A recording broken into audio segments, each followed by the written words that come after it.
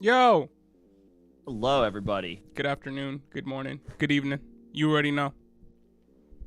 Thank you for joining us. Face Mask Fantasy. Yes, sir. Thanks for hopping on the stream.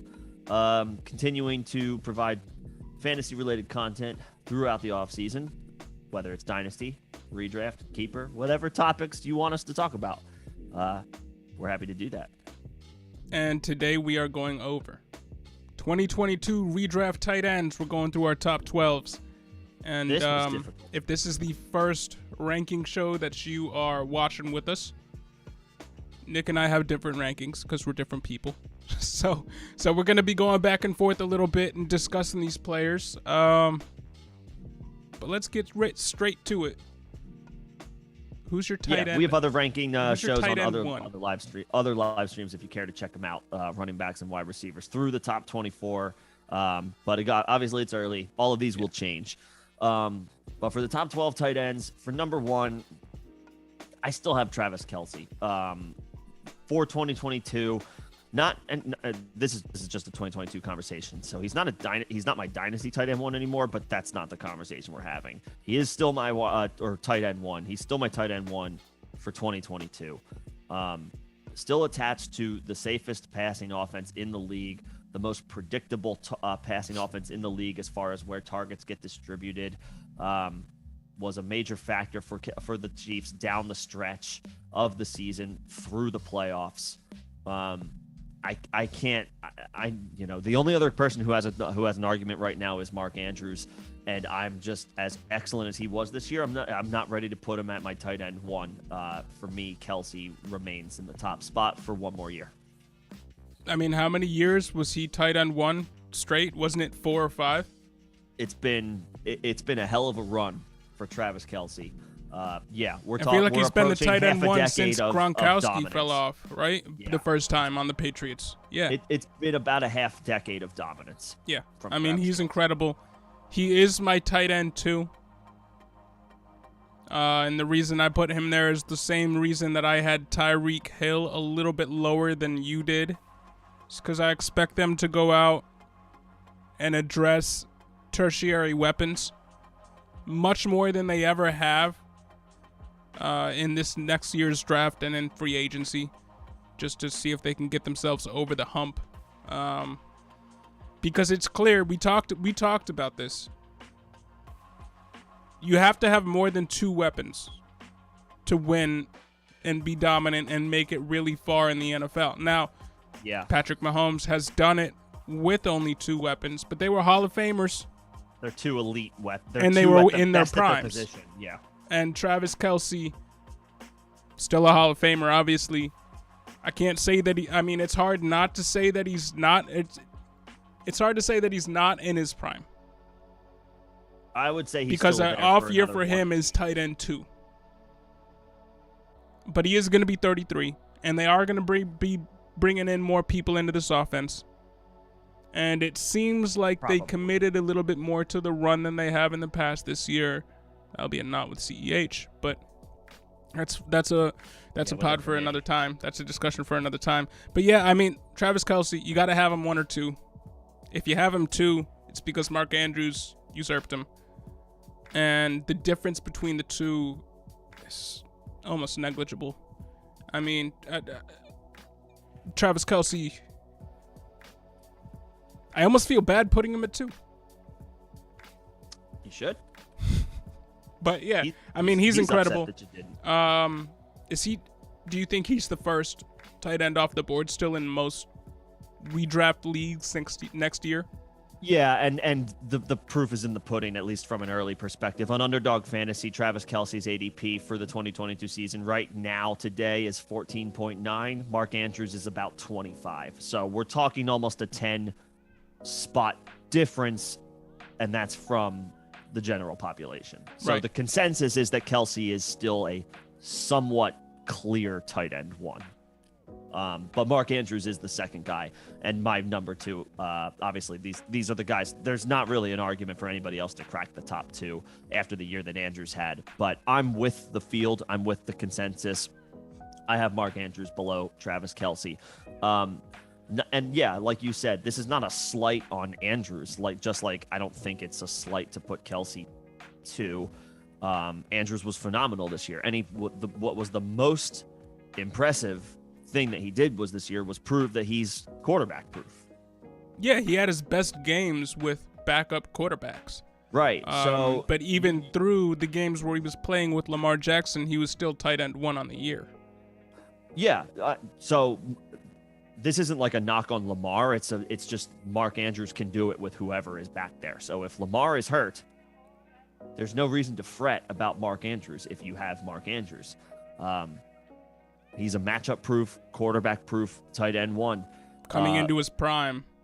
That's the difference between, if you want to make that argument, like Kelce is maybe closer to the end of his prime whereas Andrews is entering his prime. If it were anybody else, they would be outside of their prime. But it is Travis Kelce, and he might be the best tight end of all time. I think he still has a couple more seasons of elite production to go before we get there, but he's on that path. And I think he does have 1 to 2 more elite seasons in him. Yo, Slim. What's going on, bro? What's going on, Slim? How you doing, man? Yeah. How's the new year treating you, bro? But yeah, I mean, Mark Andrews, he is my tight end 1. 26 years old. Mm-hmm. No, he finished as the number 1 tight end in 2021 and the number 1 tight end in points per game. He was tight end 5 in 2020, and in 2021, in terms of air yards, and air yards is not something that we normally talk about with tight ends, he was number 1 though. So we do have to factor that in, even though for tight ends, mostly you're looking at how good are they at scoring touchdowns? How good is the offense that they play in? But with these top guys, how many targets have they earned? What do they look? How many looks do they get in the red zone? What's going on, AB? How you doing, bro? What's up, baby? But with these top guys, they're in their own tier, where they can be counted as they're almost not tight ends. They're just elite weapons in the NFL and should be counted among the wide receivers, based off of how they're getting used. Yeah, they're just playmakers. Like Mark Andrews is the number 1 playmaker in that offense. Mm-hmm. Kelce, you could make an argument He's 1A, for 1B. Yeah. And the next guy that I have on my list, same deal.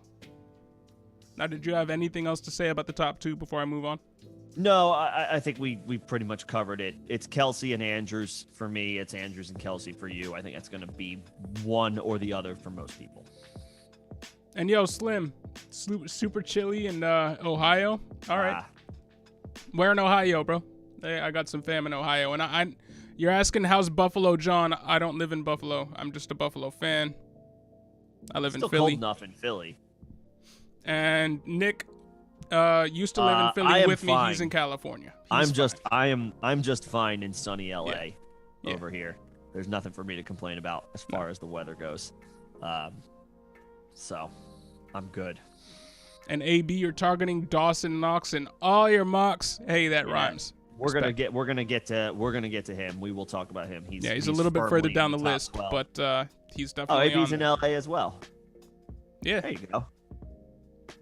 I knew we had a couple of people who lived here. Pretty cool. I'm not originally from here though. Yeah, you a Philly boy. Yeah, I'm not missing that cold weather right now. No. I'm good. But anyway, tight end 3. I mean, I think this one is unanimous. Kittle, right? Yes. Yeah. So, yeah, George Kittle got off to kind of a slow start, right? In the beginning of the season, got hurt. He got hurt, missed a little bit of time. Yep. Came back, was it week 8, week 9? And this is coming off a year where he finished tight end 19 in 2020. So. Yeah, missed time due to injury in 2020 as well. And he missed some time at the beginning of 2021. And then he came back and he exploded. Yeah. I mean, the only thing about him is he is a little bit more boom bust than the other guys that are ahead of him. Yes, he can put up those 30-point weeks. Mm-hmm. But he can put up a relative dud for you, too. And the other guys ahead of him have just been more consistent over the past 2 seasons. Kelsey had a couple more dud weeks this year than usual. So it does happen. But, yeah, I mean, week 2, in a great matchup, Kittle didn't do anything. In week 12, he didn't do anything. In weeks 16 and 17, he actually crushed you in a playoff game. Well, for the first time, he's not the number one playmaker in his offense. It's Deebo Samuel. No, Deebo took that right? job. I mean, for the longest time, George Kittle was the option in that offense. He was the number one receiving option in that offense. And this year, he wasn't. He was the number 2. I mean, so when he returned, it was week 9. I mean, 6 catches, 100 yards, and a touchdown. The next week, only 50 yards, but a touchdown. 3 touchdowns in a row, like 3 touchdowns in 3 weeks. He's still great. He's still deserving of tight end 3. 151, 93. Like he's still a tier above the rest.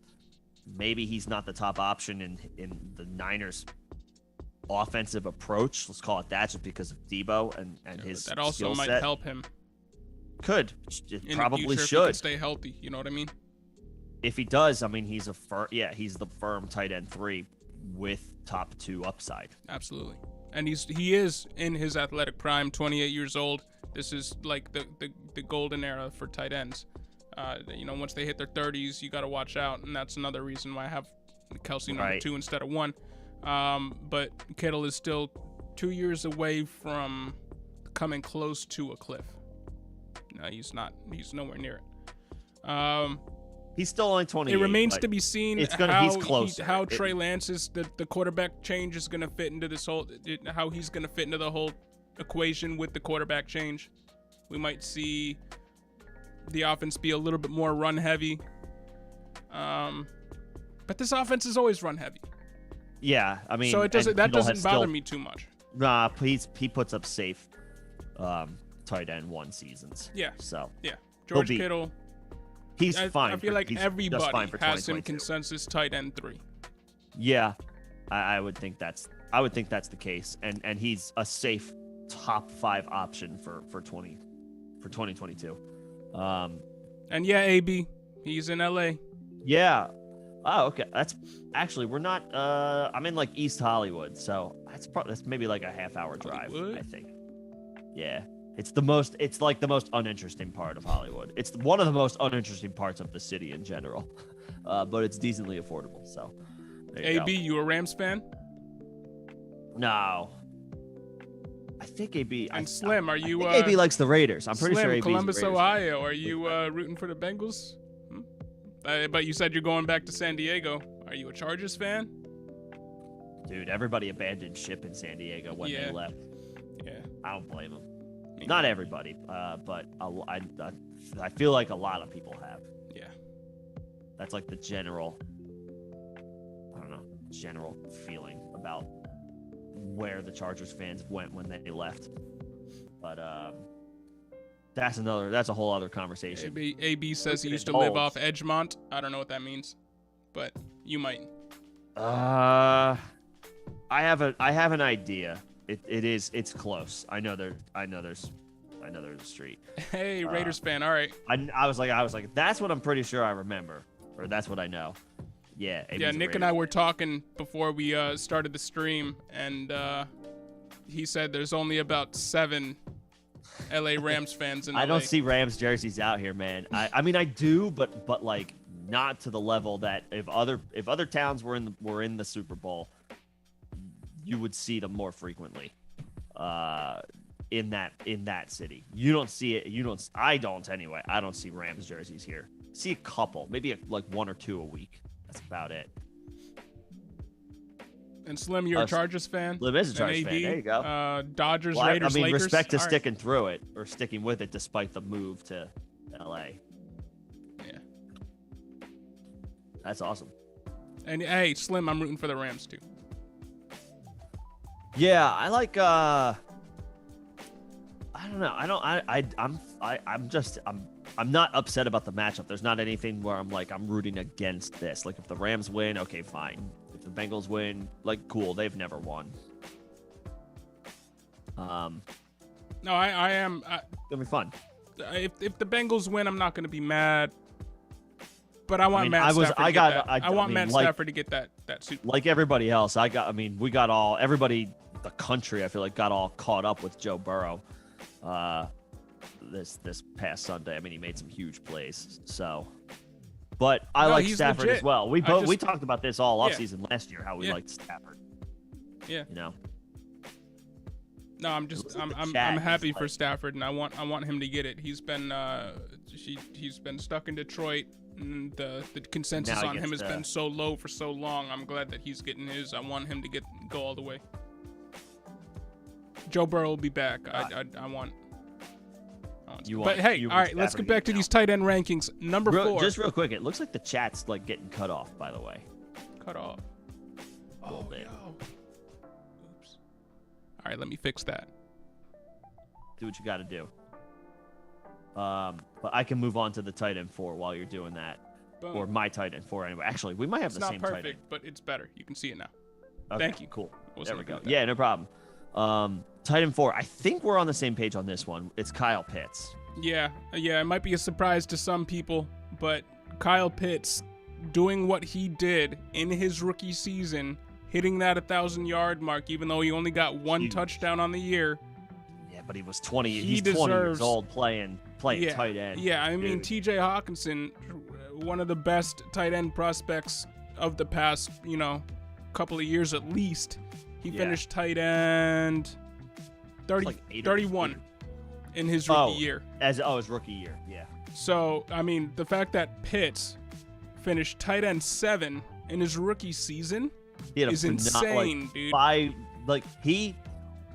He hit expectations, which were already high going into the season. Now, he only scored 1 touchdown, right? So I feel like because of that, maybe I'm wrong on this. I would love to be wrong on this. I feel like there's like the perception of him is not as positive as it should be. No, not at all.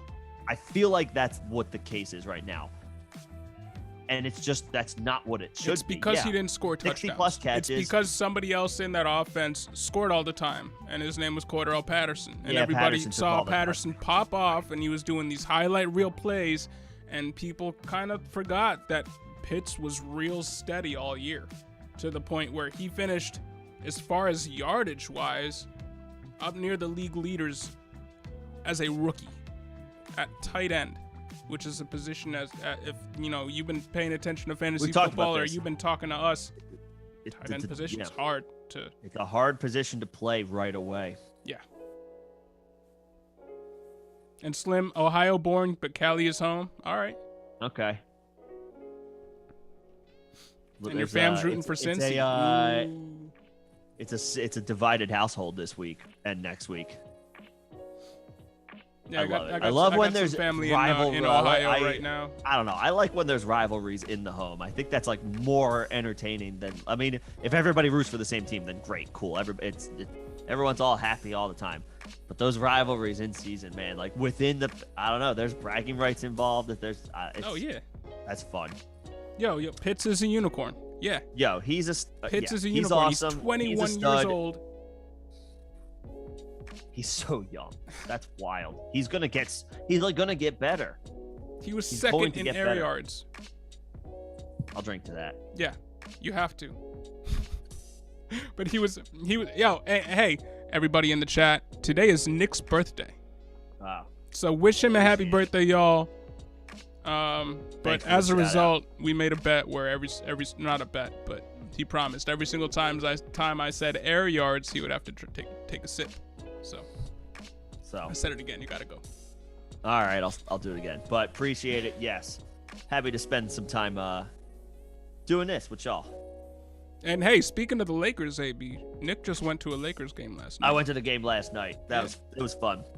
Got to see Russell Westbrook for the first time in person. Carmelo Anthony Davis. LeBron didn't play, but I mean, I just named 3 basketball greats. So I was like, okay, this is pretty cool. And 2 of them are on my season-long fantasy basketball team. So I was able to root for them. I have Russ and Melo, so I was like, well, I can root for them here and there. It's like, it was cool. It was a good time. There you go. So that's just basketball. Long story short, Kyle Pitts is our tight end 4 for not just he's our tight end 1 for Dynasty, but our tight end 4 for 2022. And I don't feel bad. I mean, he might not be our tight end 1 for Dynasty. We'll talk about that. Well, he's my tight end 1 for there Dynasty. You go. Who's your tight end 5 for 2022? This is where Darren Waller's comes Yeah, I agree. I think here. this is as far as I can let Waller fall for now. Right. I mean, he was injured this past year. He finished tight end 18, but he was tight end 7 by points per game, which means he was still firmly within the top 8 tight ends as far as points per game. When he was on the field, he was still producing, just not to the same extent that he was in years past. Last year, finished tight end 2. In 2019, finished tight end 3. Can he get back there? Absolutely. But we do have to factor in that, Hunter Renfrow took his job. Kind of took his job. So maybe we got to temper as the safety valve for bit. Derek Carr. We got a Raiders fan in the chat. How do you feel about Darren Waller at tight end 5? And do you think that what we're speculating that Hunter Renfrow took his job is that a real assessment? I mean, Renfrow, you want to talk about an ascent. Renfrow could have been drafted at the end of drafts last year. Wide receiver 15, half PPR. I mean, he's going to go in the 4th round this year. Sure. Right? But it came at the expense of Waller, which is why we saw him finish tight end 18 in conjunction with the injury.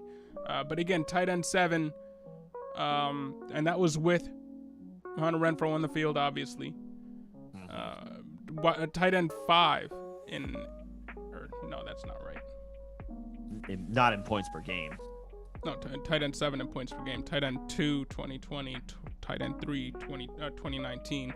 But Darren Waller, the only concerns I have about him really are, can he come back all the way healthy? Which he should be able to. He should be able to. But then is his role getting older? He is going to be 30 years old, but is his role taken over by Renfrow? Yeah. I'll give him the benefit of the doubt and just I'll say that there's enough targets to go around because look at the ancillary pieces. Look at what's after Renfrow and Waller.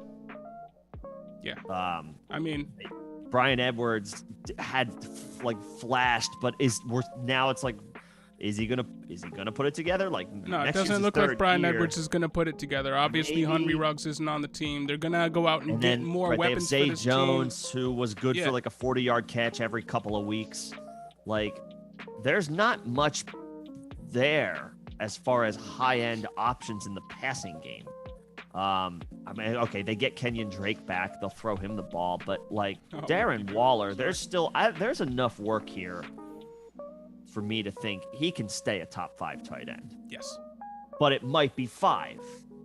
It might. Yeah, the other people ahead of him have less concerns.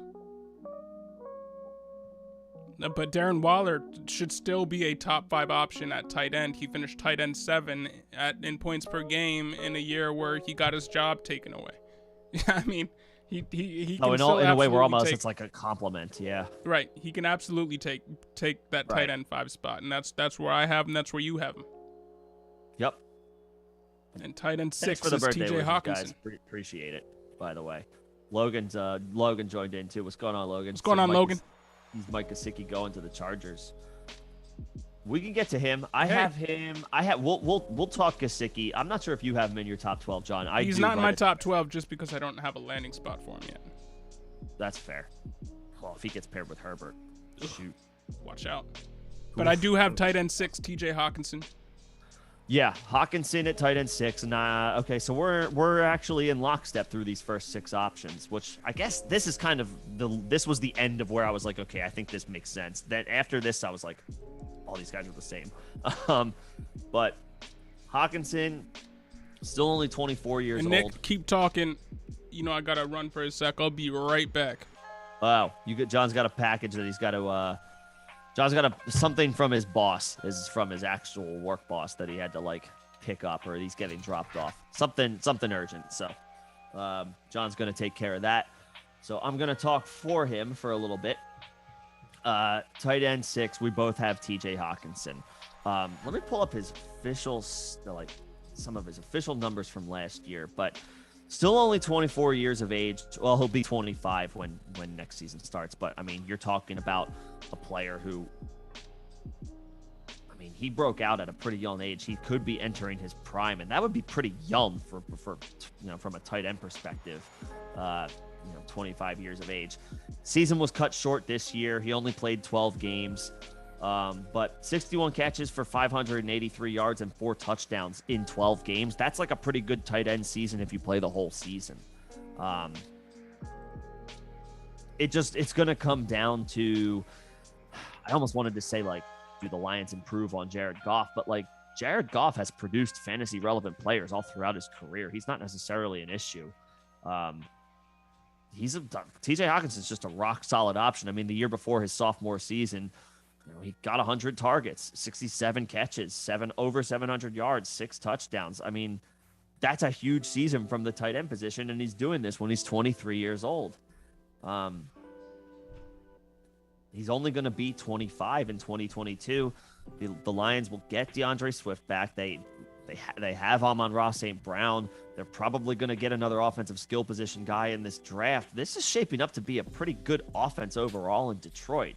And again, Jared Goff has proven he can support multiple fantasy relevant options in an offense. Yeah, I'm back, but now my camera's I still feel perfectly fine about Hawkinson. Appreciate it, Slim, by the way. I'll drink to the air yards. Well, I'll finish my thought and then I'll do that. For 2022, still feel perfectly safe leaving Hawkinson in as, around the tight end 6, with top 5 upside. Especially if everybody stays healthy in Detroit, the Lions are able to improve even marginally, which they should. There's nowhere to go but up, and that's a team. They didn't win many games, but they didn't quit for that coach. Yeah, I'm back. I have reason to believe my camera to work. Well, you got some technical difficulties to figure out then. I was just finishing up my thoughts on Hawkinson. I don't know if I would be able to fix it without restarting the whole stream. That's the problem. Well, we don't want that. No. All right. Well, see what you can do. That's unfortunate. Yes. You got what you needed though? Yeah. Okay. All right. Well, before I get back to trying to figure this out, let me just say, T.J. Hawkinson, tight end 15, but tight end 6 in points per game.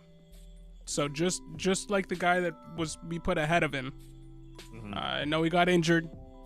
Right. And I know people are gonna be down on him, but in points per game, he was top 6. So there you go. And that was despite being 14th in air yards. Drink, Nick. Thanks. But he was tight end 4 in 2020, and tight end again. He was tight end 31 in his rookie season. So huge jump from him into his second year.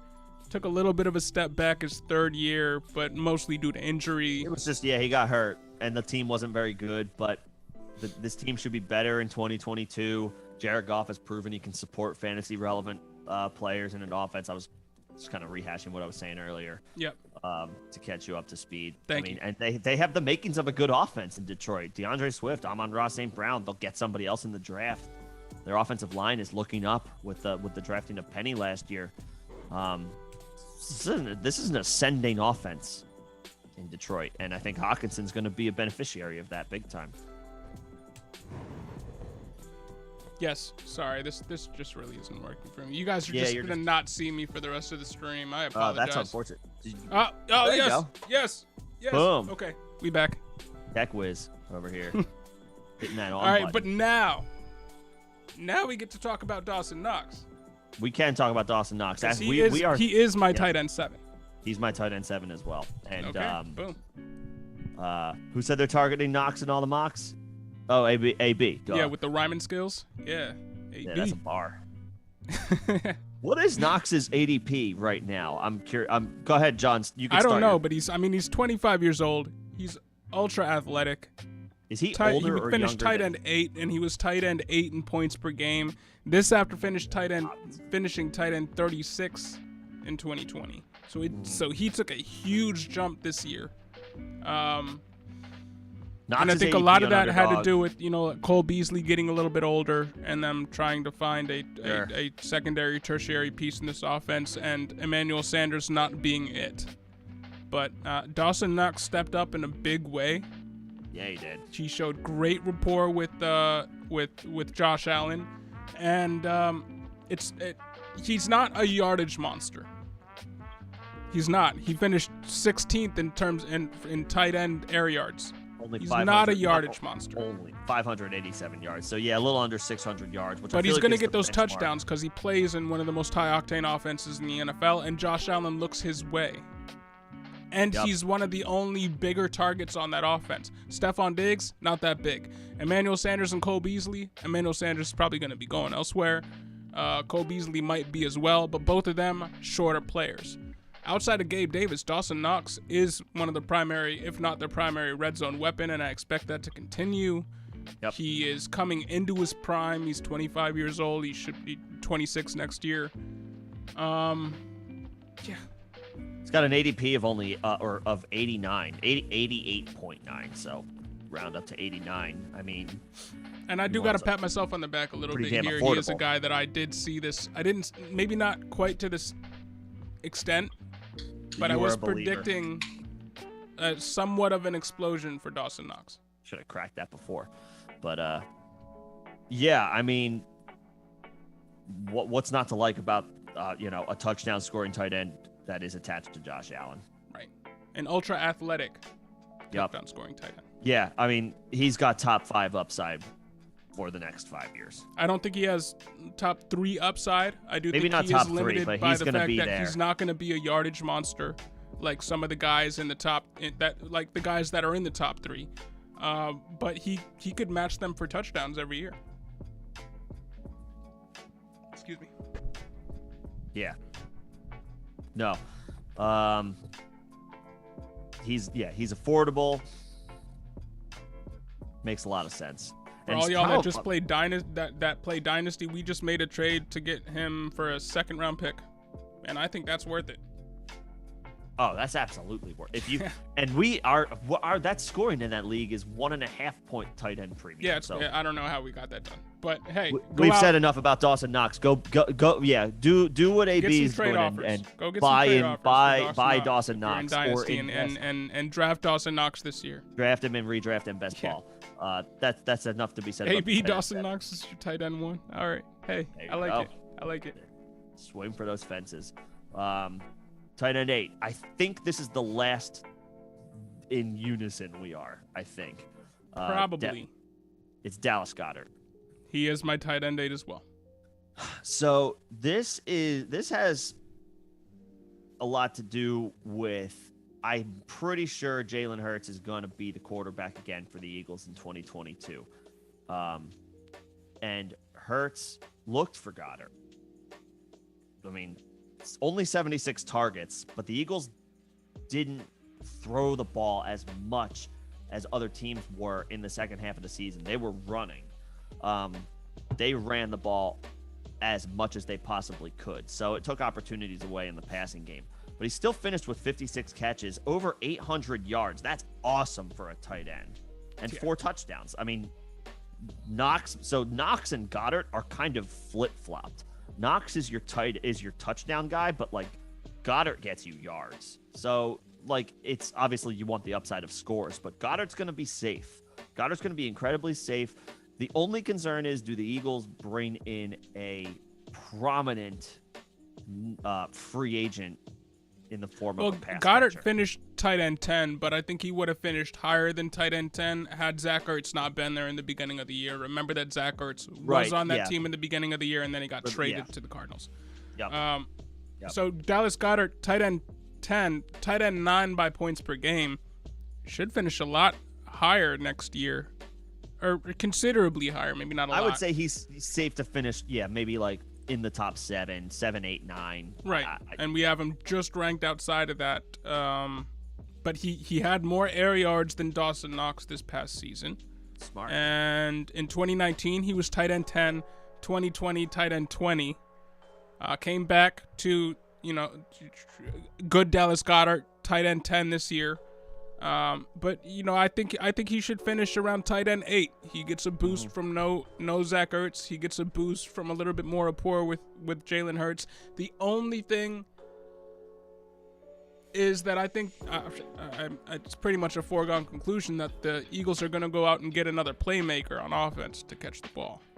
I think they will, and I think it will be free agency.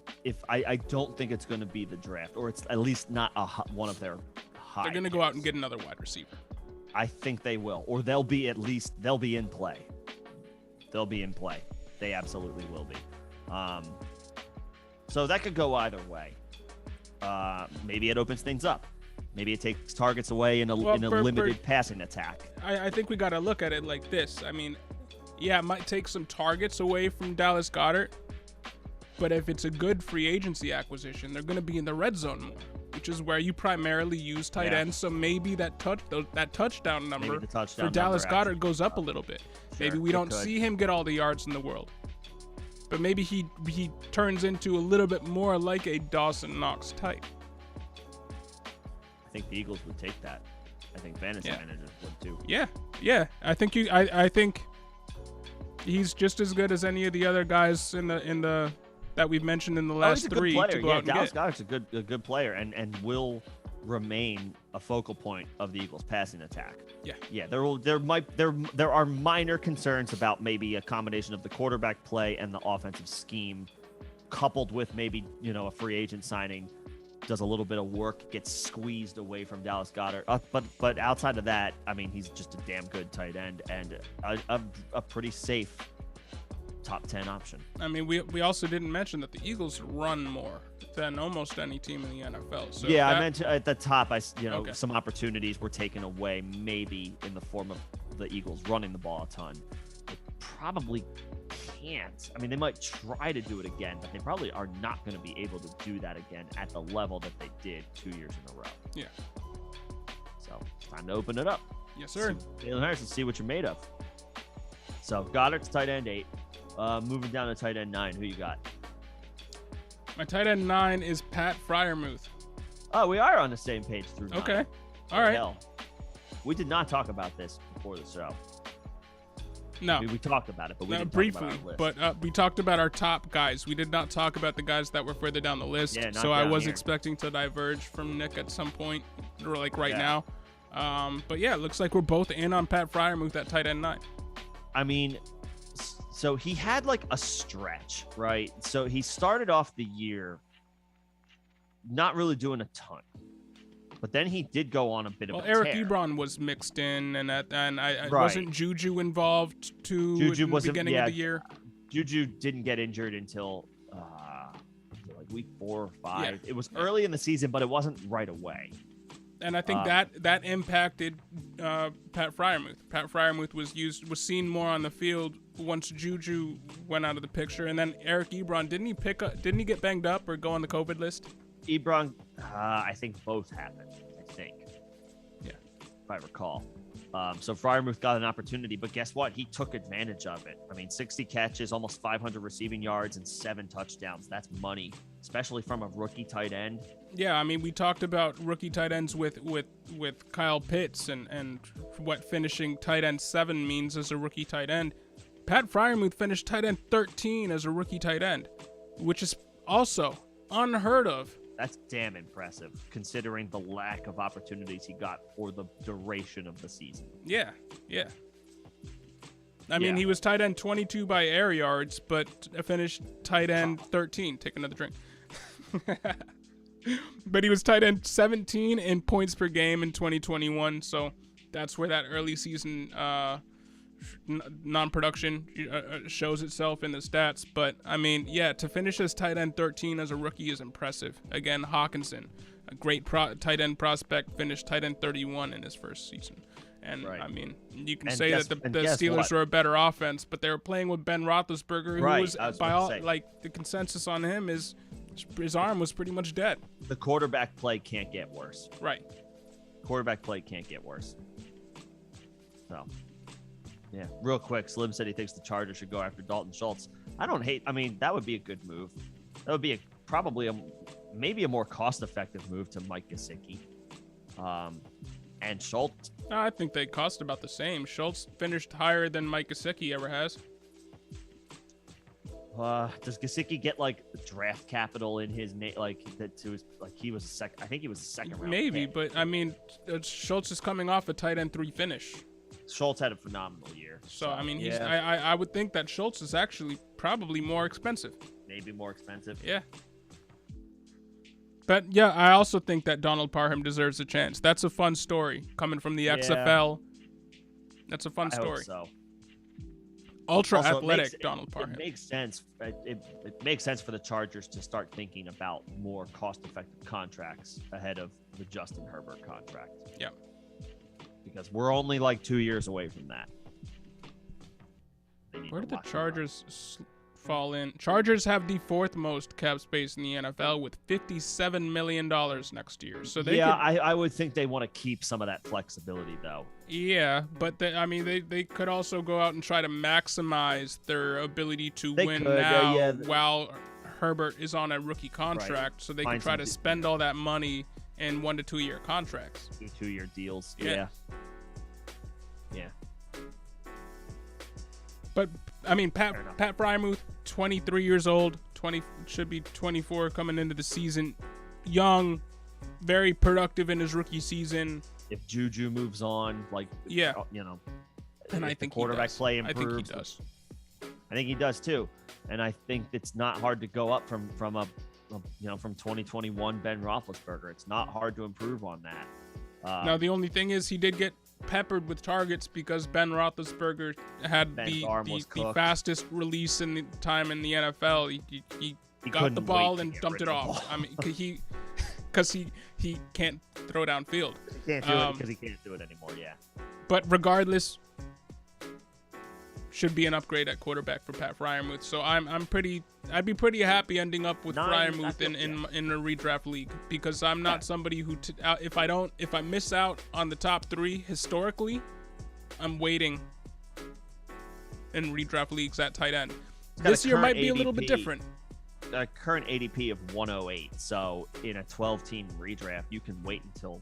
I mean, you're gonna have to go get him in the 9th, maybe the top of the 10th round. But like, that's fine. I'll do that. Yeah. It's like, sure, fine. All right, I'll take that shot. If it doesn't work out, I'll just pick up Cole Kmet. But anyway. There you go. Who is the guy that we will talk about in our sleeper section. Yeah. But, Pat Freiermuth, tight end 9. Who do you have at tight end 10? So this one is a little bit of like maybe trust in a bounce back season, which I guess is kind of similar to Darren Waller, but not on the same level. But it was an injury-plagued year for Logan Thomas.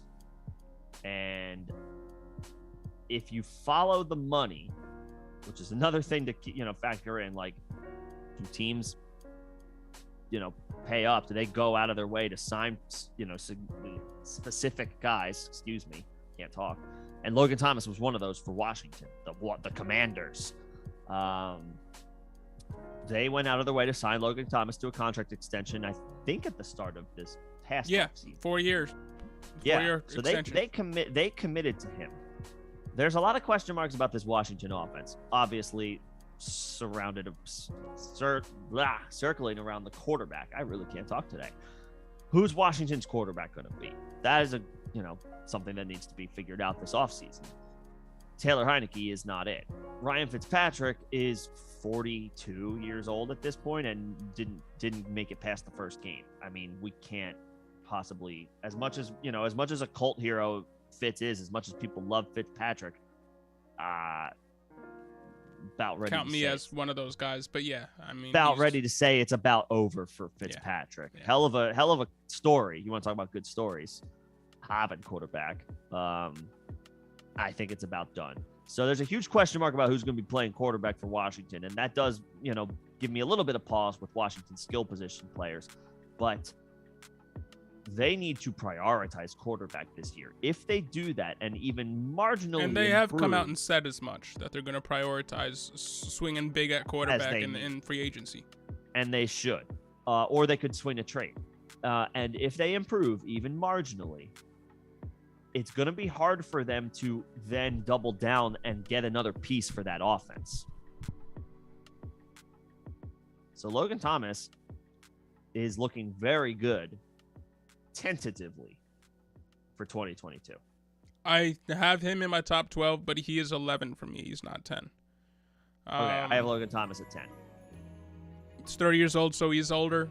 I know he started his tight end career late, and he's technically not as banged up as a lot of these other tight ends because he started as a QB and then made the transition 4 years into his career on Buffalo, and then they moved on. But I like Logan Thomas. RAS God. He's one of those guys. Got a great RAS, above 9, relative athletic score. Very athletic tight end. But at his ceiling, he finished tight end 6. And that was with,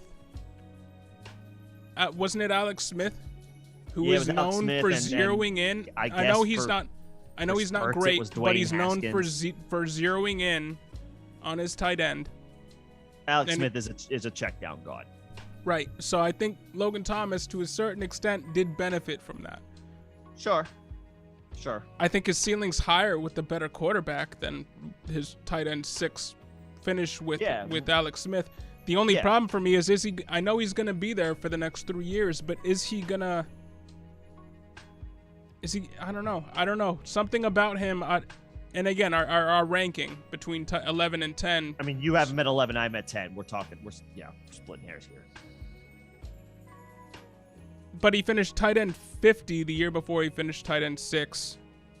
Tight end 45 this year. I know it was an injury-riddled season. He did finish tight end 10 in points per game this year. There you go. So there is merit to you ranking him at 10.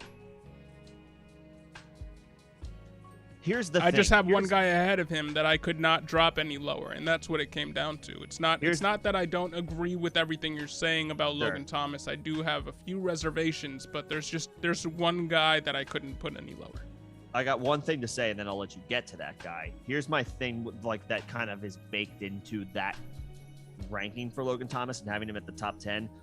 When you don't get when you don't get Kelsey, if you don't get Travis Kelsey, if you don't get Mark Andrews, if you don't get George Kittle, it's a common trend that I personally like to just punt the position. Yes.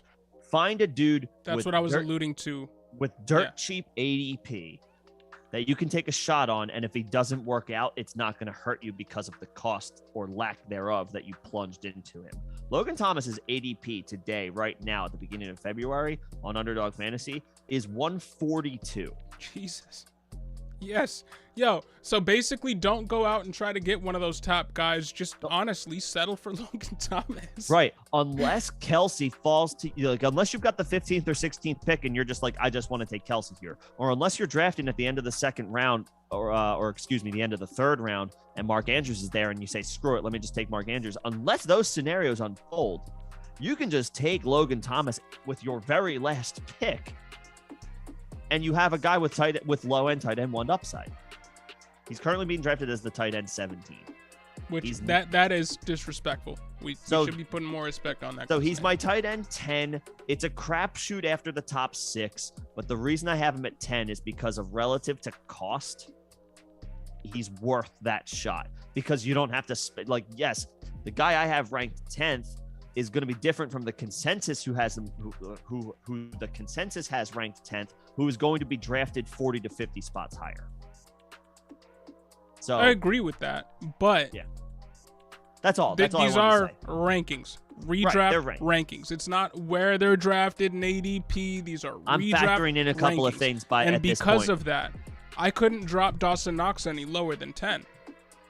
Which is why I have Logan Thomas at 11. If Dawson Knox didn't finish tight end 3, tight end 5 in points per game on tight end 9 air yard share, drink again. Then I just couldn't drop Dalton Schultz any lower.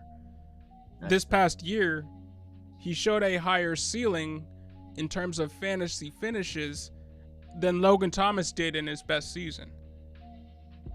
Yeah, I understand your point, and I agree with you that I would rather sink the cost. I would rather wait another 5 rounds and pick up Logan Thomas than invest in a Dalton Schultz 5 rounds earlier. I agree with that wholeheartedly. But in terms of rankings, Dalton Schultz deserves to be ahead of Logan Thomas. That's fair. I guess the reason I had some pause about Dalton Schultz is just because, I just don't know where he's going to be.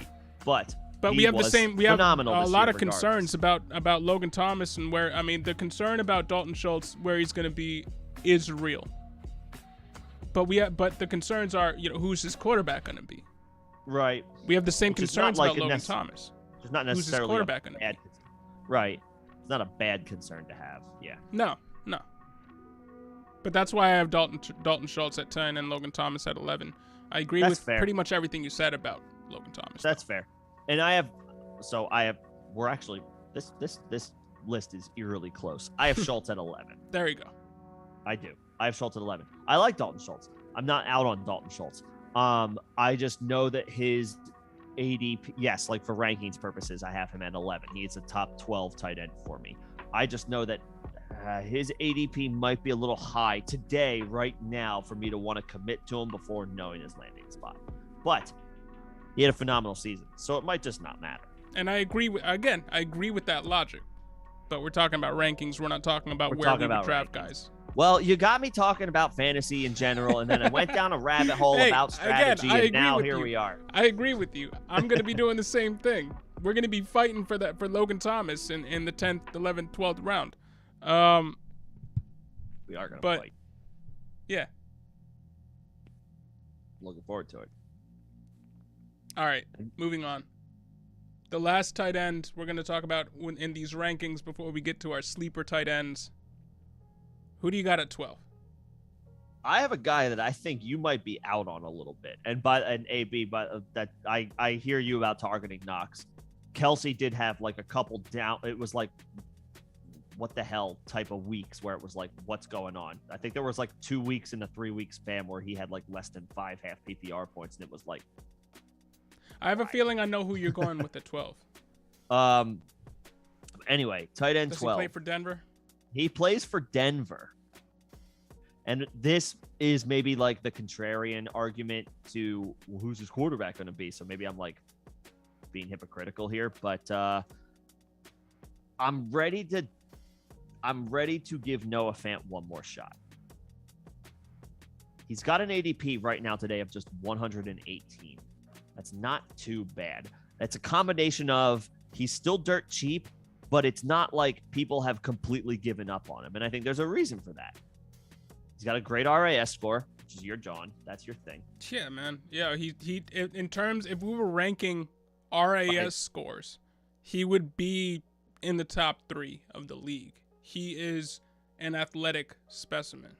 And this man, man has had to deal with Drew Lock, Teddy Bridgewater, Joe Flacco, I think. Who else has been Denver's quarterback patch the past few years?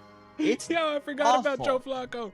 Yes, he did play there. Wow. It's awful. And and he still finished with 90 targets. That's great. 68 catches, good. 670 yards, good. 4 touchdowns, good. I know it's incredibly inconsistent, and I know he's been frustrating, and I know he has weeks where he single-handedly loses for you, or he has to this point. But Denver is one of the favorites to land an above average quarterback in free agency this year. Does that mean it's going to happen? No. They're just a favorite right now. I think Noah Fant is a good player regardless, and I'm willing to put him at 12 regardless of what happens at quarterback. But if I'm going to factor in that like slight next level thinking from fantasy purposes outside of just making rankings, I'm going to do it and just say Noah Fant is a good buy low if you believe the narrative that Denver is going to improve on the quarterback situation this year, which is not going to be hard to do. I agree with all that. And he finished tight end 12 on the year. One of the most athletic tight ends, to your point, in the league. They should be getting a quarterback upgrade. So I agree. There's nothing I can say to say you shouldn't have him ranked 12th. I just know that he's not done enough where there are other people who don't have him this high, like ranked this high. And I understand. Yeah, I mean, I haven't really thought about my rankings for tight end 13 through 20, and I don't think we're really going to do those. I think we're just going to move into sleepers. Chimed in. He said tight end 12 equals a stream. Yeah, there's a lot of weeks. You're right. Yeah, it's like, let me just find a good matchup and go from there. Yeah. But anyway. My tight end 12 is Hunter Henry. Okay. He finished tight end 9 this past year. Yeah, had a good year. 11 in points per game. So in both finish and points per game, he finished higher than Fant. In 2020, on a different team, he finished tight end 13, and then in 2019 finished tight end 9. He seems to hover around that. This is the guy that you can stream confidently. Yeah, he's like your upper echelon stream. He might be available. He might not be. He's the best streaming option, is what I kind of look at him as. On a week-to-week basis, that's fair. Because Noah Fant is probably in somebody's tight end spot. Sure. But Hunter Henry is probably on the wire. But he seemingly finishes in the top 10 every year.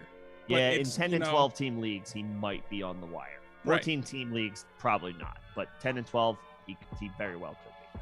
He's that first guy, like he's either the first guy, like finish twice in the past 3 years.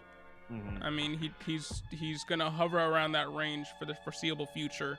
The Patriots, they only have $7 million in cap space, so I don't. They're not players. Project them to go out and get a free agent. I think they're gonna continue to try to build around Mac Jones through the draft, and they've been bad at finding playmakers in terms of wide receivers. Drafting them, yeah. And they're not going to go and get another tight end.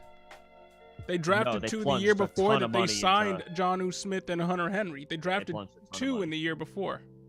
Dalton Keene and Devin Asiasi. Yeah, they're not going to go and get another tight end. They don't have the money to go out and get another wide receiver through free agency, so they might get one through the draft, but they're horrible at picking wide receivers in the draft. So I think Hunter Henry is probably going to finish pretty much around where he finished last year. Where'd Jacoby Myers come from? Jacoby Myers was an undrafted free agent out of college. Was undrafted. Okay. Yeah. So that worked out for them, but undrafted obviously means not a draft pick. The last time they hit on a draft pick, Aaron Dobson, N'Keal Harry are the last two guys that I can think of that were New England draft picks at wide receiver. And those are bad picks. Yeah, N'Keal Harry did not work out. And neither did Aaron Dobson. They were both terrible. Yeah. Wide receiver options. They had a couple other guys I'm blanking on. They don't spend picks high on wide receivers that often. No. Jackson something? I'm trying to remember. Anyway, I get your point. There's not a whole lot of room for them to add to that offense. So he should still be one of the primary targets, and they're not using him in a blocking role. That's why they have Jonnu Smith there, and that's why you don't see Jonnu Smith pop up on the stat sheet at the end of games. I thought he would. He's a de facto wide receiver in this offense. Henry is, yes. Henry, a de facto wide receiver in this offense, and he's technically in his athletic prime. And I know earlier in his career, he suffered from injuries. He seemingly picked up an injury every year, and it seems like he's past it. At least this season, he put together a full season, and I believe last season he put together a full season too. Yeah, all he had to do 27 years old, 28 when the season starts. 600 yards, 9 touchdowns, which I think is a season high for him. If you're going for upside at this 12th spot, then Fant should be in that spot.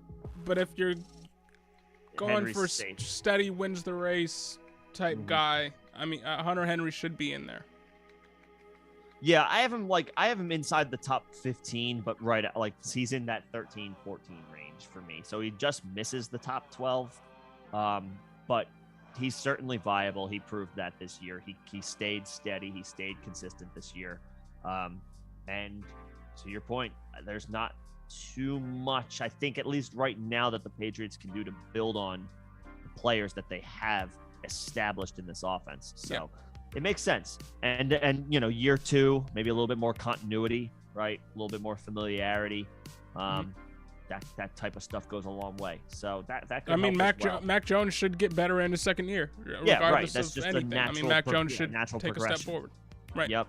So a little bit of growth there. Maybe he doesn't. Maybe he doesn't build on 9 touchdowns, but he could match that. There's still reason for enough optimism. He could match that. I think he could put up around the same numbers as he put up this year. And he finished tight end 9 on the year. So and his ADP is like 129. So his ADP only increased this from last year to this year only slightly, like marginally. He was definitely cheaper last year, but I mean 129. That's the 11th, 12th round. There you go. Or 11th round. But, so I think most people, if they had a choice between drafting Hunter Henry and Noah Fant in the same spot, would go Noah Fant. And based on ADP, they are going Noah Fant by about 10 spots. And I would too, because I'm one of those guys that likes to swing for upside, just like I think with athletic tight end. But in terms of rankings, I got to put Hunter Henry there. You got to give Hunter Henry his flowers. But Noah Fant's 13. So it's one of those Dalton Schultz, Logan Thomas situations where we have them ranked right behind each other, right in front of each other. So to recap just really quickly, we were in lockstep for the first 9. Sorry, Jacob. Yep. We talked about Pat Freiermuth already.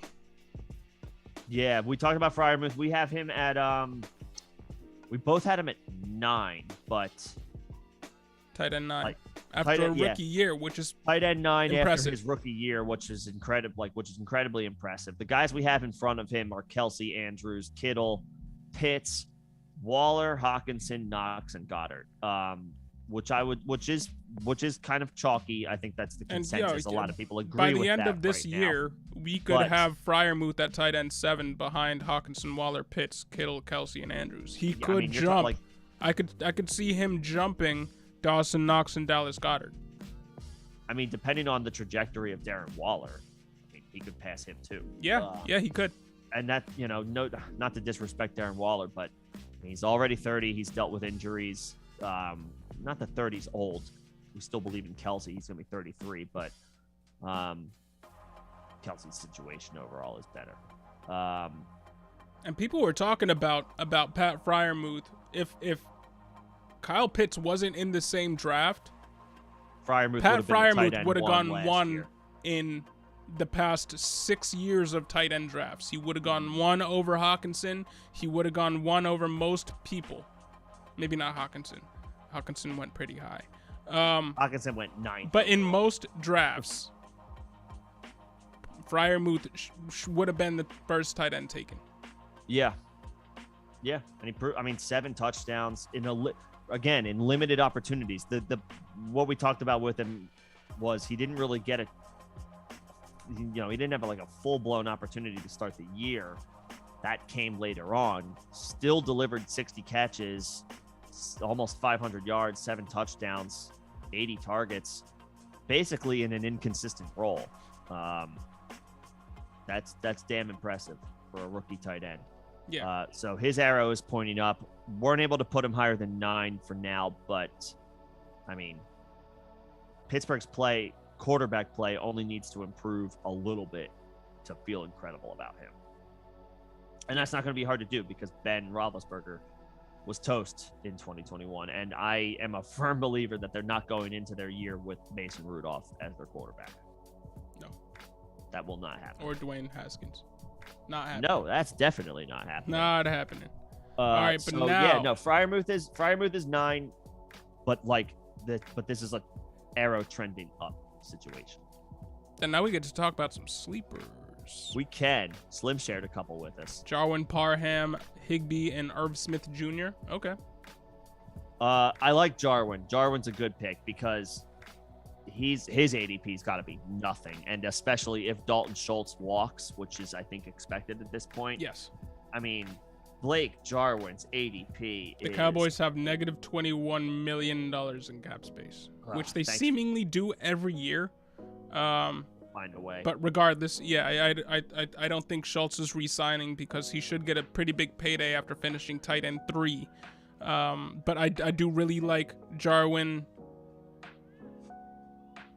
Jarwin's because ADP as long as he stays healthy in that Cowboys offense, with them losing Gallup.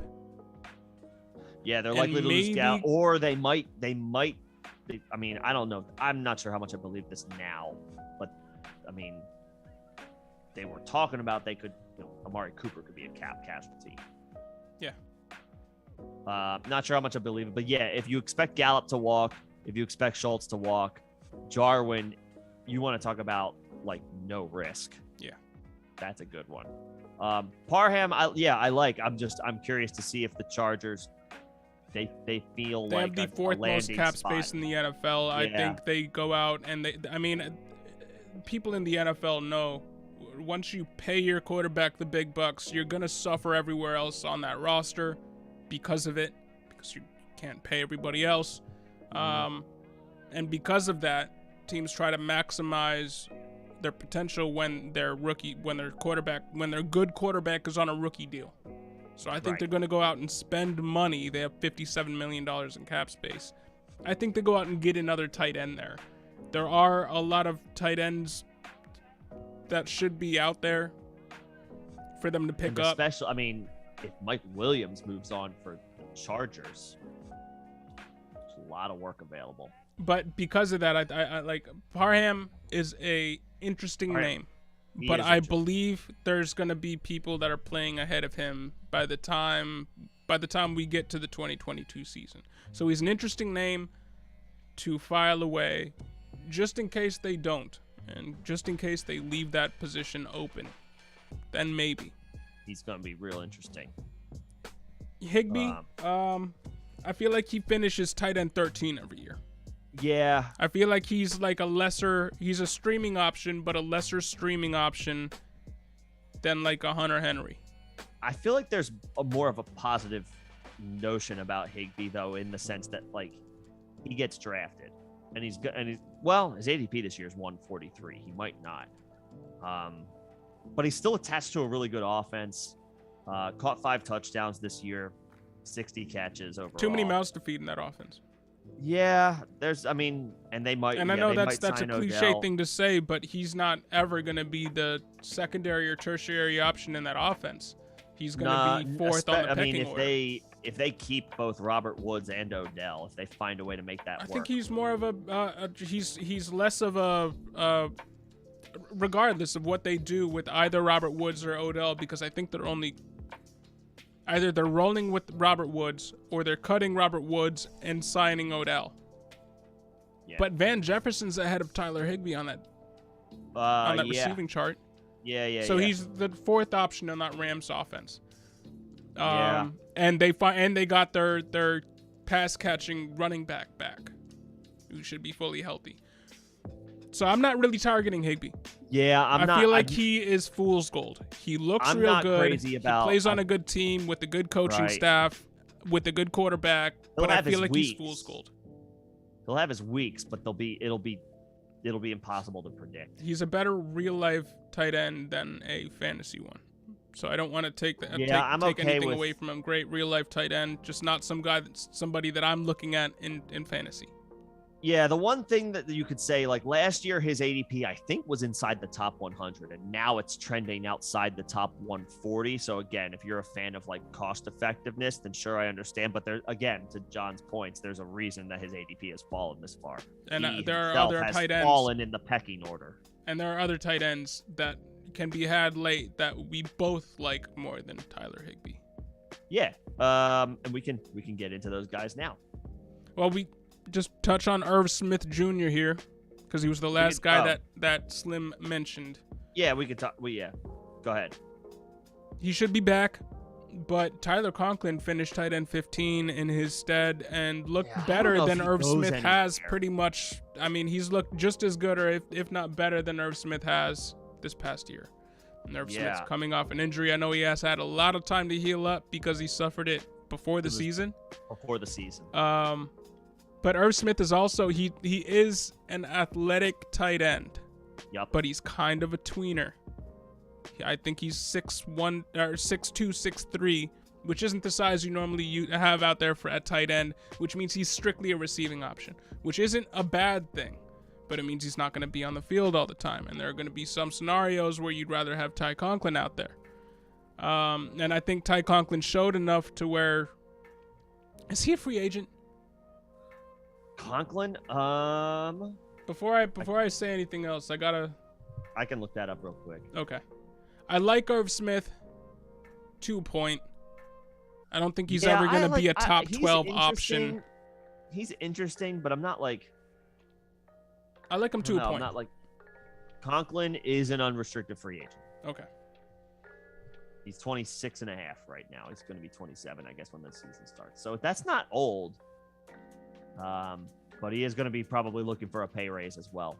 Not sure the Vikings pay him. So I like Irv Smith. He's not somebody that I would probably be drafting. I don't think so. His ADP is 155. If he pops off within the first few weeks, then I feel like he's a priority waiver ad type guy. Or maybe you try to get the jump on him in like week 1 or something. If you see like a good target share, maybe the numbers aren't there, but I don't know. All this to say, he's a little bit more of a wait and see for me. He's still really young, too. Sure, yeah, which is obviously always a feather in a tight end's hat, as far as like keeping that hope alive that he reaches his potential. But for now, I think he's a little bit more wait and see than he is a target for me. Well, who's your favorite sleeper? If you were to say you had a, this is my guy. If I'm waiting until everybody that we listed in the top 12 are gone. I'm not sure that I would call him like my guy. I can't help myself. It's Cole Kmet. Okay. I can see it. 93 targets, 60 catches, 612 yards. He did not catch a touchdown this year. And that's obviously where where people probably turn their noses up to Cole Kmet. It's like, we've heard about this guy. This guy's been a sleeper for 3 years running. The team still employs Jimmy Graham. The passing offense is not good. This, that, and the other thing. I hear all Jimmy Graham was hardly getting snaps last year, and he still wasn't. But he was getting snaps in the red zone. He was a red zone weapon. So we saw Jimmy Graham pick up some of those touchdowns that should have gone to Kmet and should go to Kmet next year. In theory. I mean, I'm gonna bank on a combination of that plus the coaching staff being more competent, therefore benefiting the offense, therefore the passing game is a little bit more efficient. No Allen Robinson potentially walks. He should have some targets there. Yeah. I'm willing to. I feel like I'm a little more interested in Cole Kmet this year than I was last year. I think it could finally happen. I think it could finally maybe happen for him. And he's still young, so very young. Yep. Yeah, I would say he's trending up. I don't know if I would call him like my guy yet. I don't know if I'm ready to go there. I can't ignore the situation, all things considered. Okay. AB says Uzoma, and I don't know if you have any thoughts about Cole Kmet. Uzoma's interesting. He went through he had some huge games, but then he would go through weeks where I think he's a free agent. And, he is a free agent. We just talked about the Chargers having some of the most cap space in the NFL. The Bengals have even more. It's still just $57 million, but it's a little bit more in the it's a little bit more. But $57 million. They should be going out there and trying to get a hyper athletic, more of a proven tight end weapon than CJ Uzomah. I really liked what CJ Uzomah has done this past year. It's impressive. Yeah. But I don't think he re-ups with Cincy. I think they go out and find a higher upside option because they can afford to, again, while their star quarterback is on this rookie deal. So I'm not super high on CJ Uzomah, but I am very high on whoever plays tight end for the Cincinnati Bengals. For the Bengals? Yes, because especially in best ball, they might not be the most consistent option because that team does employ 3 very good wide receivers. But CJ Uzomah was good for a couple of 2-touchdown games this year. If you're in best ball, go out and get whoever ends up playing tight end 1 snaps for the Cincinnati Bengals, and you'll be able to reap the benefits of that for no cost at all. Yeah. I agree with that. So who is your sleeper then? Who's a guy you're looking I really at? like Adam Troutman this year. We've talked about him a few times as a guy that we were 1 year too early on. Just like you mentioned that people were 1 year too early on Cole Kmet for a couple of years. That's at least been the narrative. I think we were 1 year too early on Troutman. Everybody hyped up Troutman in the pre-draft process, and then he kind of fell flat on his face. We saw Juwan Johnson get more work than him earlier in the year, and then once Troutman got more work, he still wasn't putting up great numbers with it, but he was getting the snap counts, was getting the targets, just wasn't putting it all together, albeit just kind of a weird offense that entire year. I think this could be the year where we see Troutman step into high-end tight end 2 territory and become a streaming option, kind of like how we see Hunter Henry right now, except younger. Right. He is one guy that I am intrigued by coming into 2022. Because that offense, we talked about cap space. The Saints have the least amount of cap space in the NFL, negative $75 million in cap space. They're not going to go out and do anything in free agency. The only way they're going to be able to build their roster is through the draft. And I don't think they go out and get a tight end. They're going to go out and get a few more wide receivers, probably. But Adam Troutman's role is secure. And I like him moving into 2022. This year. What's that? He saw a big snap share this year. He got the work. Translate to fantasy production. So, yeah, I'm with you. I think Troutman's a good one. I mean, his ADP is 223. So again, a guy that you could take with your last pick. Yeah, and it's not going to hurt you. Now, if we're going, that's a guy that's on a roster right now, but there are a few guys that are free agents that do have me intrigued. Okay. One of them being internet quality issue. Give me 1 second. Okay. Do your thing. I'm just having like internet. Hang on. Well, we got a few hyper athletic tight ends that I'm not really intrigued by. I'm intrigued to see where their landing spot ends up being. Evan Ingram, everybody's least favorite hyper athletic tight end because he gets the work, he just drops passes and isn't productive. I kind of want to see where he ends up, see where he goes, see if his situation can improve. Still not a guy that I'm investing any draft capital in come 2022 redraft drafts. But he's a guy that I'm going to be keeping an eye on in the first and second week of the season to see how he performs on a new team in a new role. Another guy, to a lesser extent even than Evan Ingram, O.J. Howard. Both of those guys, super athletic tight ends. whose best years seemingly was their rookie season.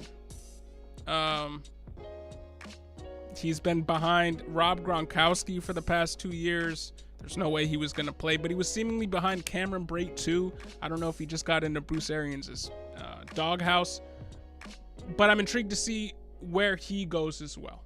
I'm intrigued to see where Evan Ingram goes. I'm intrigued to see where OJ Howard goes, because both of those guys are two of the most athletic tight ends in the NFL. But if I was to say there was one guy that I was really, really intrigued by in this tight end free agency class as a sleeper, that's David Njoku. David Njoku is just as athletic as both of those guys. He was very good in his first year, just like those guys, and then fell down the depth chart. But he's still really young. We saw him didn't he have a 2 touchdown game this year, early in the year? David Njoku had a really good game early in the year, and then we kind of didn't see much more from him because the entire offense from a passing perspective fell apart. It went because Baker Mayfield isn't a very good quarterback. At least not when his the whole body is banged up.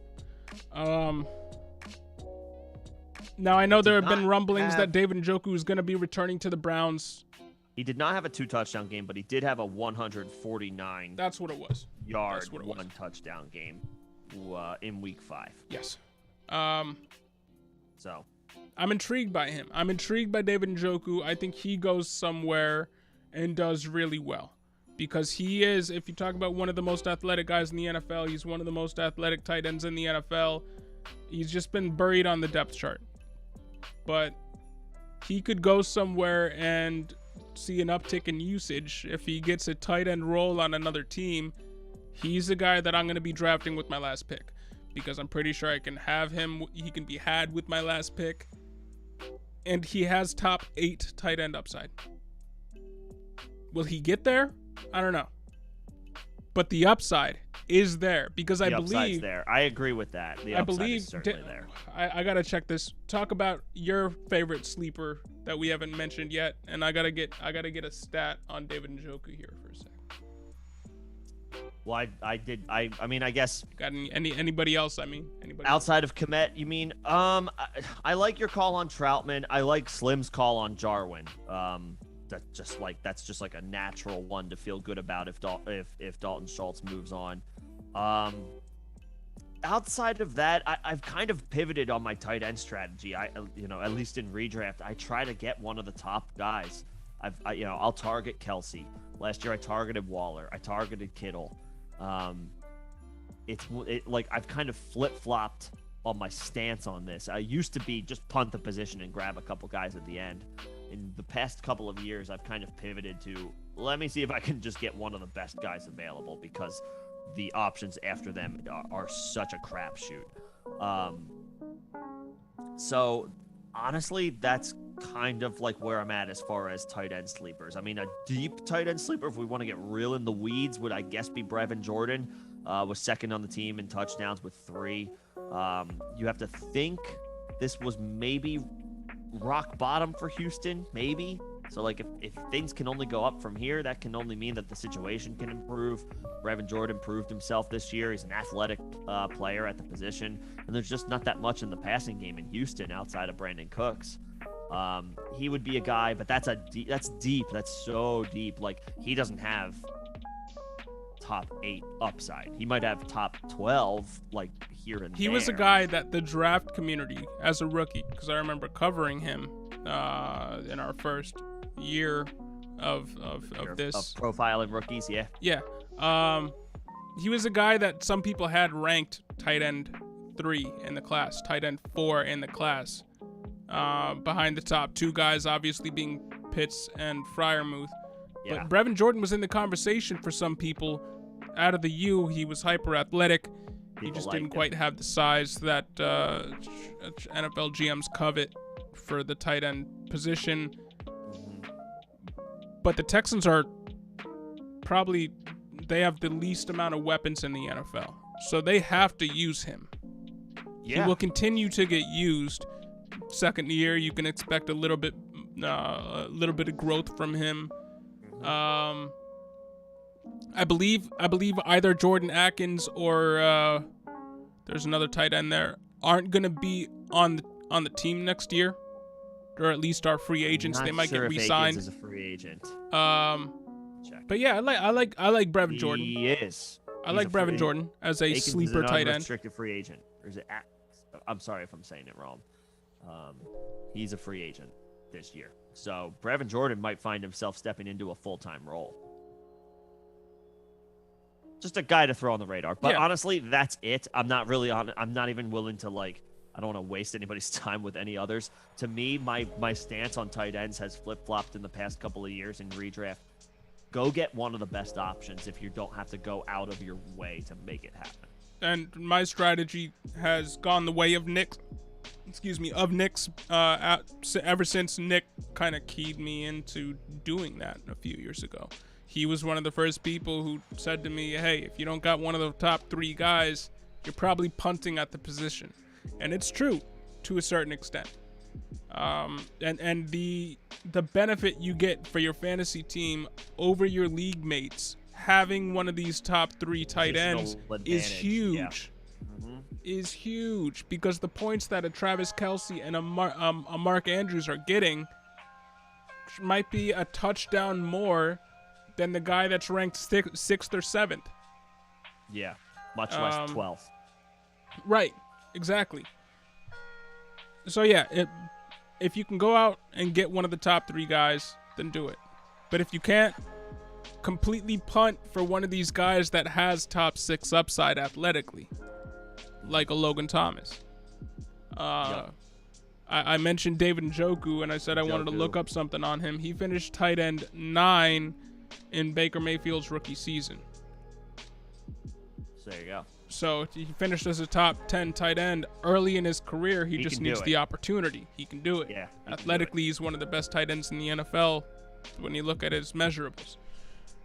So yeah, if you can't, and we would advocate, Nick is a guy that has advocated going out and getting Travis Kelce on his teams, and he picks Travis Kelce in the second round where he can get him, invest that draft capital because of the benefit that brings to you over your league mates at the same position.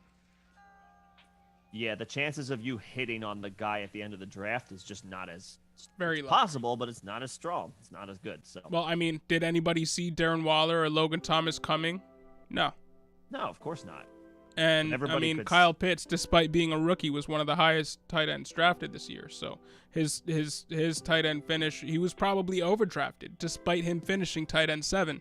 He was a little overdrafted, but it wasn't as egregious as like a lot of people were making it out to be during draft season last year. But that said, everybody expected Travis Kelce to be the tight end 1. I mean, he finished as the tight end 2. I mean, you're still talking about he gave you the production you were expecting from that spot. So I don't like to delve too much into tight end like deep like sleepers anymore. Yeah. But still fun to look at the situations that some guys have and maybe go from there and figure out if it's worth it to in fact punt the position, because guess what? You're not going to be in position every year to get Travis Kelce. You're not going to be in position to get Mark Andrews. You're going to be in a situation where it's like, it makes sense for me to go in a different direction here, and then you have to weigh the rest of your options. And at that point, when you're weighing the rest of your options, give me the dude who I can just get at the end of the draft, and I'll roll the dice. Yep. Or pick up a couple of those guys and then get cut them a few weeks into the season once their roles have been a little bit more solidified and you know what you're going to get from them. But yeah, we feel the same way about how we approach tight ends. I got my approach from you, so respect. And hey, everybody in here, the 9 people that are in here, it is Nick's birthday. So if you haven't wished him happy birthday, wish him happy birthday. Please type air yards into the chat so he has to drink. But yeah. I mean, or take it easy. But if you guys have any more questions about tight ends or any fantasy football questions in general, let us know. Otherwise, we have come to pretty much the end of our stream here. Mm-hmm. It's a good one, though. This was fun. We were a little bit more in sync than I expected, but yeah, and I'm glad there's some people in the chat today, because when we were it was good to see everybody. Yeah, good to see our everybody show up. stream on Tuesday, we were kind of just talking to ourselves. So I'm glad that you guys logged in and tuned into us. Much appreciated. We appreciate that. Should we do quarterbacks next week? Top 12? Yeah, we could do quarterbacks. It'll be more difficult. That's the last position we haven't gotten to yet. At least and as far then as we'll start some maybe way getting too into early our dynasty rankings or something like that. Maybe we'll start. Yeah, we got about... a couple. There's a couple videos in the pipeline. They're not out quite yet, but they will be. Yes, AB, do it. Thank you. Appreciate it. I'll drink to that. Appreciate that, AB. Yeah, a couple dynasty videos in the pipeline. The Senior Bowl practices are going on this week, so that's something that we're keeping an eye on as well. Yep, we'll have rookie quarterback profiles after the Senior Bowl finishes up. We just want to figured it's a little premature if a lot of what we're going to be basing our quarterback. Let's see him first. Yeah, let's see him first. Let's see him first, basically. So, yes. Yeah, but it's going to be fun. And then in a couple of weeks, it's going to be the Combine. So not to get too far ahead of ourselves. Obviously, we want to enjoy the Super Bowl, but just like a quick reminder that we're here. We're here all year long. Anybody who wants to talk fantasy, wants to talk shop, just let us know. Yeah, and if you ever have anything that you would like us specifically to go over, throw us a comment, something like that, and we can drop it on a video. Yeah, we can make sure we get to that. Yeah. But like John said, we are at time. I am gonna enjoy a little bit of a birthday dinner tonight, so I am gonna wrap this up. But again, appreciate everybody coming and hanging out. Always fun talking fantasy. I don't even care that the season only just ended a couple weeks ago. We can talk about this all season long, and we're all off season long, and we will talk about this all off season long. So yeah. Nah, before we had this Thanks, AB. Thanks for joining. Appreciate Face Mask. Before we had this Face Mask Fantasy, I was starved at this point in time. I was bugging Nick because you would come over my apartment and just start yelling about something. Yeah, because the league that we were in, I wanted the trades to be open, and they weren't open until after the Super Bowl, and I was like, well, this is dumb. I want to continue to I want to talk fantasy, and I can't do anything with my squad in Dynasty. So yeah, I just yeah. We fixed that rule. We fixed that. But yeah, I like talking fantasy all year long. Really happy that we get to do it with you guys. Thank you so much for tuning in. Thank you for being engaging in the chat all year and this stream. But we will be back next week, Tuesday. Next week, Tuesday. Thursday, 6 p.m. EST. So come and join us. We'll be going over our 2022 redraft rankings for quarterbacks. So yeah, come by. Yeah, come hang out. Hope to see you there. But till then, have a good weekend, everybody, and enjoy the bye week before the Super Bowl. Yes, sir. Have a good one, guys.